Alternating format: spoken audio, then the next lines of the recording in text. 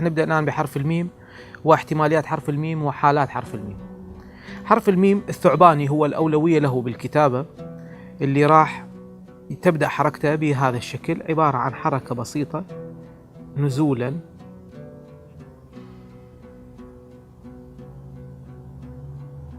بهذا الشكل. هاي أول حركة. إذا نشوف نخلي لها موازين لهذه الحركة، راح نلاقي أنه هذا قياسها ما يقارب النقطة والنصف. حتى إذا تخليها نقطتين لا ضير، لأنه راح تطلع من ذيل الميم، ماكو مشكلة. وميلها فيها ميل بسيط ما يقارب النصف نقطة تقريبا. الحركة الثانية راح تكون هذا نزول مثل ما قلنا، هذا نازلة بهذا الشكل. الحركة الثانية راح يضرب عندي شيء يشبه الكروس، يعني شوف بهذا الشكل راح تصير عندي هنا زاوية وهنا زاوية. تذكرنا بحركة الحائل تاج الحروف من شرحنا، تقريبا نفس المبدأ ولكن الزوايا مختلفة. راح هاي الضربة من هون أطلع بها طلوع بسيط وأنزل بهذا الشكل. بالأخير أدور شوية القلم، لاحظ هاي التدوير. هذا كل المسافة اللي أنا أمشي فيها هي نقطتين، هذه نقطة وهذه نقطتين تقريبا. وكل الميم راح يصير مجموعة ما يقارب نقطتين. مثل نكمل الحركة الآن من هذه المكان، شوف بها حركة بسيطة مخفية بهذا الشكل.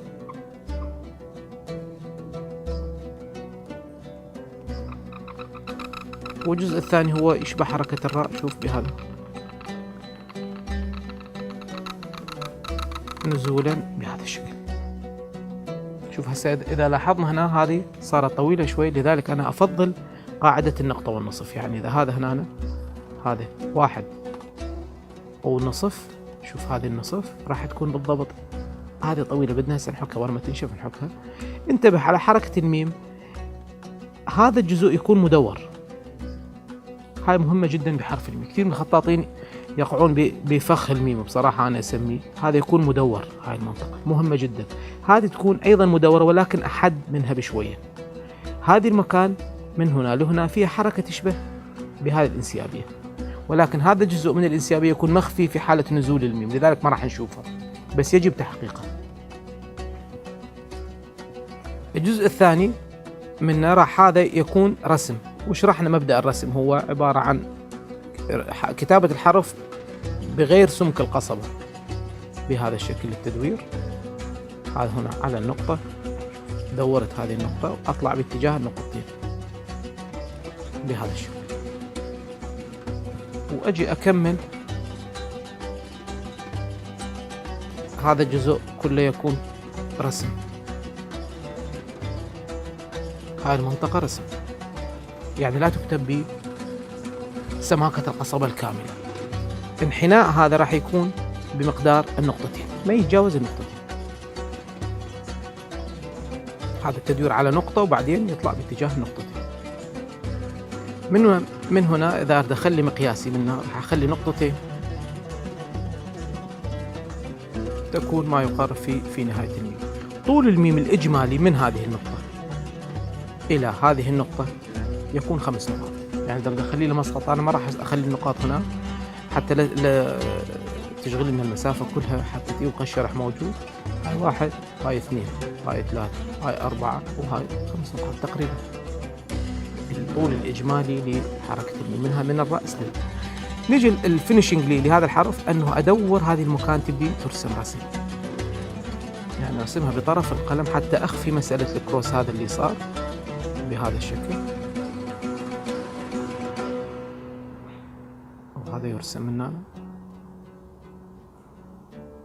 بعدين نستخدم الكتر لتشذيب الحرف شوي. راح نشيل هاي المكان ونشيل هاي المكان. شوف صارت هاي تتدور. انتبه على مسألة التدوير. هذا الميم يسمى الميم الثعباني، وهو الأولى استخدامه بخط الثلث. وهنا أريد أكد على نقطة هامة جدا، أنه من نشوف الأبجدية كتبوها الأقدمين بالكراريس المتوارثة راح نلاقي أنه هناك تسلسل بالأحرف، يعني يكتبون هذا الميم الثعباني قبل الميم المرسل أو ما يسمى بالميم المحقق. الحقيقة التسلسل بهذه الحروف هي مو بس مجرد شيء جمالي، هي تحقيق لقاعدة مهمة حول استخدام الحرف الأولى ثم الأقل. يعني الأولوية من يخلون هذا أولا، يعني الأولوية لهذا الحرف، بعدين نستخدم الاحتمال الثاني. فيجب أن يأخذ الخطاط بعين الاعتبار هاي المسألة. الكثير من الحالات الاتصال، مثل نلاقي فرضا في حالات الدرج، نلاقي الأقدمين رحمه الله مثل يشرحون مسألة الجيم راء، نلاقي أكثر من احتمالية للجيم راء. هالتسلسل بالاحتمالية اللي نشوفه متوارث بالأبجديات هو عبارة عن أولوية للاستخدام. يعني نلاقي مثل الجيم راء النازل يخلوا أولا، بعدين الجيم المفتوح مع الراء المجموع ثانيا. هذا معنى أنه إذا جاك كتابة بالثلث فالأولى استخدام الجيم المغلق مع الراء النازل قبل ما تفكر باستخدام الجيم المفتوح مع الراء المجموع، وهكذا بقية قواعد كل. فمن نشوفه بالأبجدية يضعون هذا الميم أولا قبل الميم المرسل، فهذا معنى على أولوية استخدامه بخط الثلث، يجب على الخطاط الانتباه له. إذا نريد نكمل حالات التصليح، هذا الكروس إذا تذكرون بدينا به يتنظف يعني بالشفرة أو في حالة الفينيشنج أنه بشكل بسيط بهذا الشكل. راح نشوف عندنا الميم الثعباني أو الميم الثلث الثعباني يكون جاهز بصورة كاملة. ننتقل الآن إلى الميم المرسل وهو الحالة الثانية للميم. هذا راح يكون بهذا الشكل. أول حركة راح تكون عندنا بسم الله الرحمن الرحيم، صعود بسيط ثم نزول للأسفل بهذا الشكل. انتبه على هاي التدوير، نفس هاي دورناها لا تخليها حادة. بعدين يجي عندي صعود بهذا الشكل من أصل لهذه المكان. هنا أصعد بقلمي شوي للأعلى، هذا أكمل القلم. يجب أن تترك هذه الركزة موجودة، لأنه هي راح تبدأ انطلاقة للحركة الثانية. شوف هاي المنطقة شلون الجزء هذا الأخير صعد فيه القلم قليلا، هذا امتداده بهذا الشكل. بعدين بالنهاية سوينا صعدنا شوية حتى تنزل هاي الحركة. هاي المنطقة مهمة جدا. الامتداد الثاني لحركة الميم نفس الزاوية هذه، هي حركة انسيابية بسيطة بهذا الشكل، وأستقر بامتداد للميم المرسل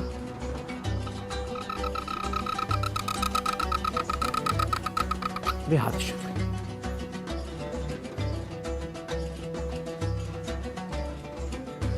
هذا جزء يكون رسم.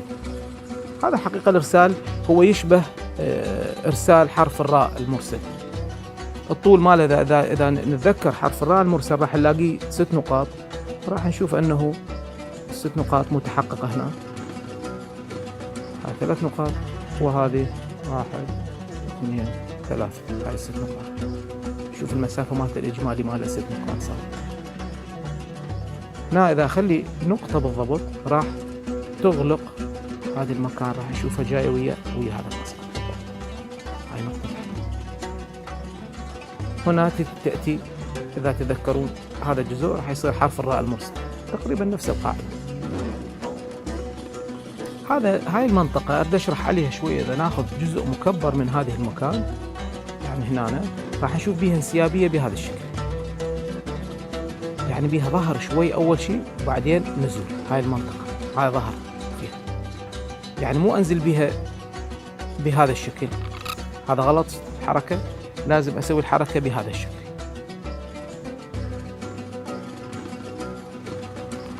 هذا الصحيح، يجب علينا مراعاة. ننتبه على بهذا الميم، ننتبه على نقطة هامة اللي هي مسألة هاي الأركان تكون مدورة. هاي نقطة مهمة جدا، لا تخليها حادة أبدا. من تخليها حادة تخرب الميم. رأس الميم حتى نسقط لك الأبعاد مالته ايش قد حركة الإحكام راح نلاقيه نقطتين تماما. هذا نقطة وهاي نقطتين. هو إحكام حركة الميم. ومن هنا إذا أخذ الطول العرضي له راح ألاقي أيضا نقطتين، هاي نقطة وهاي نقطة تقريبا. إذا نرجع على الميم الثعباني راح نلاقي أيضا العرض هذا اللي ما كملنا التسقيط ماله، الإجمالي ماله راح نلاقي أيضا نقطتين تقريبا، هاي نقطتين. يعني حرفين الميم، الرأس للميم يكون مربع، عبارة عن مربع بهذا الشكل، طول المربع نقطتين وارتفاعه نقطتين، هاي نقطتين، وهنا ارتفاعه نقطتين. شوف لو لاحظ راح يكون مربع عبارة عن نقطتين. الحركة الأولى بهذا الشكل، هذا الميم الأول تقريبا ويجي من هنا، والميم المرسل راح تكون حركته بهذا الشكل تقريبا، وتجي داخل مربع مثل بالضبط مثل قاعدة رأس الواو أو رأس القاف. الآن ننتقل إلى مسألة حالات واحتماليات الميم إذا كان في أول السطر أو إذا كان في وسط السطر أو كان في النهاية، وهذا موضوع هام. إذا ردنا ننتقل بهذا الشكل، الميم الأولي، الميم هذا الثعباني حقيقة اللي هو هذا الشكل اللي شرحناه سابقا، هذا يستخدم إذا أتى بعده حرف نازل. يعني كل الحروف النازلة مثل ميم راء، ميم جيم، أريد أكتب مثل ميم جيم، كلمة محمد مثل ميم، يعني أي حرف يأتي نزولا بعد هذا الحرف يجب استخدام هذا الميم، رأس الميم هذا الملفوف. في حالة الحروف المستوية، هاي أول حالة، حالة الحروف المستوية يجب استخدام الميم هذا اللي شرحناه هسه قبل شوي، اللي هذا يأتي قبل الحروف المستوية. ايش قصدي بالمستوية؟ يعني التي بمستوى، عندك كلمة مثنى مثل ميم ثاء، ميم سين، ميم هاء، كل هذه الحروف تأتي، هذا استخدم هذا الميم اللي هو الحركة اللي عندنا. إذا كان الحالة الثالثة أنه إجا بعد الميم حرف مرتفع، تصير هناك ميم جديدة لها قاعدة اللي هي هسه راح نكتبها، اللي هو يكتب بهذا الشكل، أطلع حركة صعودا بهذا الشكل. شوف ايش قد هاي طول الحركة؟ تقريبا نقطتين، هاي نقطة وهاي نقطتين تقريبا. من أستقر في أعلى هذه المكان أبدأ أكتب حركة تشبه حرف الباء بهذا الشكل. راح أخليه مقطوع منه حتى نشوف أنه التحويلة من هنا واضحة. من هنا أنزل نزول بهذا الشكل. شوف هذا يجب أن يطلع إلى صغير، جزء صغير من هذا المكان، بس ما أستقر بهذه المنطقة أبدأ رأسا بالارتفاع.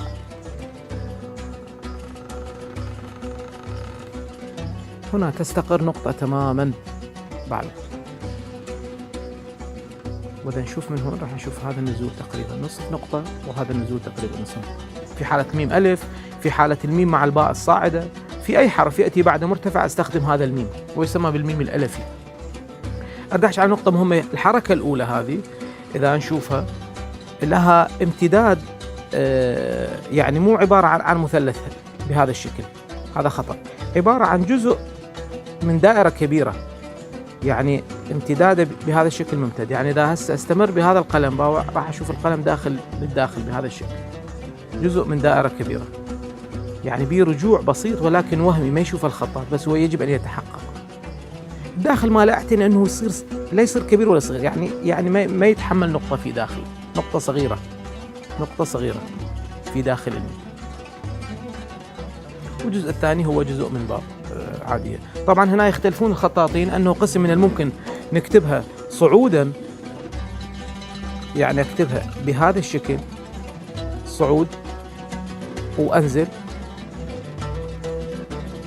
هاي الحركة الثانية. ومن الممكن أيضا أكتبها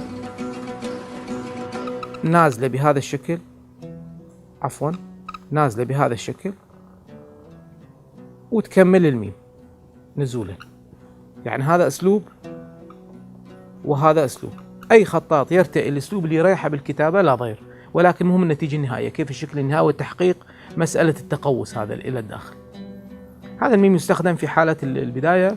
عندنا إذا نشرح شرح مبسط للميم الوسطي، الميم الوسط راح يكون إذا عندي مادة من هنا راح تصير عندي الميم بهذا الشكل،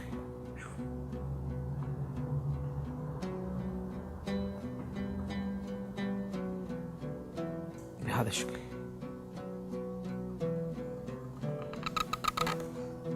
هذا المفتوح يسمونه. ونفس الشكل ممكن يصير الميم المدغم أو ما يسمى بالميم المغلق.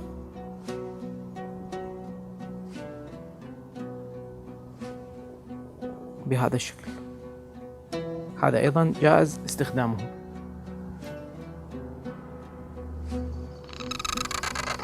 هذا نوع وهذا نوع. من الممكن في حالات المد أستخدم أيضا هذا الميم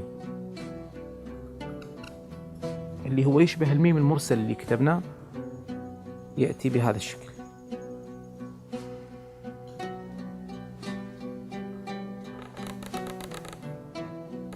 شوف نفس قاعدة الميم المرسل اللي سويناه قبل شوي، بس شوف الاتصال شلون شكله بهذا المكان. هاي الانسيابية تموت ويا حركة الصعود.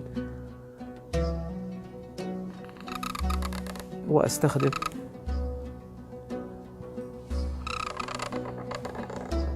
هذا الميم. هاي ثلاثة. هناك احتمالية لرسم الميم في كلمة الحمد أو محمد. راح نشوف الميم المدغمة النازلة بهذا الشكل في حالة الحروف اللي في حالة إذا أجى الميم وسطي وبعده صعود، من الممكن أيضا استخدام هذا الميم بهذا الشكل. شوف هذا هنا تقعد نقطة تقريبا، وهذا البعد ماله تقريبا النقطتين، عبارة عن حركة نزول ويأتيها صعود بعدها. هاي المحمدية، الميم المحمدية أو الميم اللي بعدها ألف، مثل كلمة جمال أو مثل أي حرف ميم وبعدها ألف من الممكن استخدام هذا، أو حتى بعد دال أيضا يستخدم. من الممكن الميم النهائي أيضا عندي مثل في حالة البسم أو اللي قبله بهذا الشكل.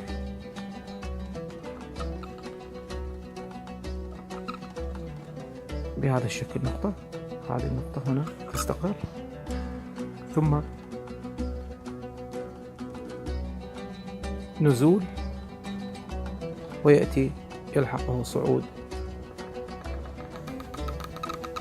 وتستمر هذه الميم نفس حالة الميم اللي شرحناها. هاي تستمر. من الممكن أيضا استخدام الميم يشبه هذا ولكن احتمالة أخرى. شوف هذا وين وصلنا، هذا رقم 4، هذا رقم 5، هاي كل هذا نهائي، هذا وسطيات. من الممكن الميم النهائي يكون بهذا الشكل في حالة بسملة الكشيدة، البسملة أم المادة اللي يعرفوها الخطاطين المشهورة، تستخدم هذا الميم بهذا الشكل.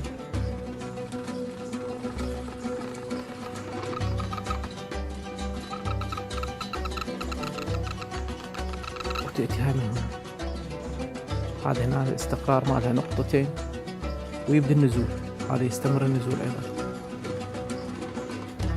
من الممكن أيضا الميم الأخرى اللي هي في حالة أيضا تستخدم في البسملة أو بغير بسملة القصيرة، أو مثل كلمة حكيم أو عليم، من الممكن أيضا أستخدم هاي الميم.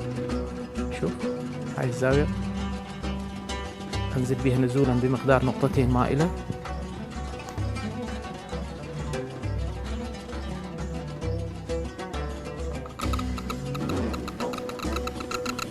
وينزل حرف الميم بهذا الشكل.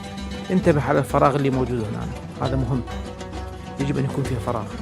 هذا الإجمالي مالها أيضا. شوف كل محور الميم هو محور النقطتين تقريبا، يعني هذا إذا أخذ المحور مال الرئيسي راح ألاقي نقطتين، هذا إذا أخذ من هنا راح ألاقي نقطتين. كل الحركات تدور حول النقطتين بحرف الميم. الأصل حرف الميم هو قاعدة النقطة. هناك ميمات أخرى، هذا واحد عنده سؤال في ميمات تستخدم في حالات شذوة، لكن هذه تقريبا غطينا أغلب حالات الميم المستعمل. وفي أي سؤال إن شاء الله إحنا جاهزين. السلام عليكم.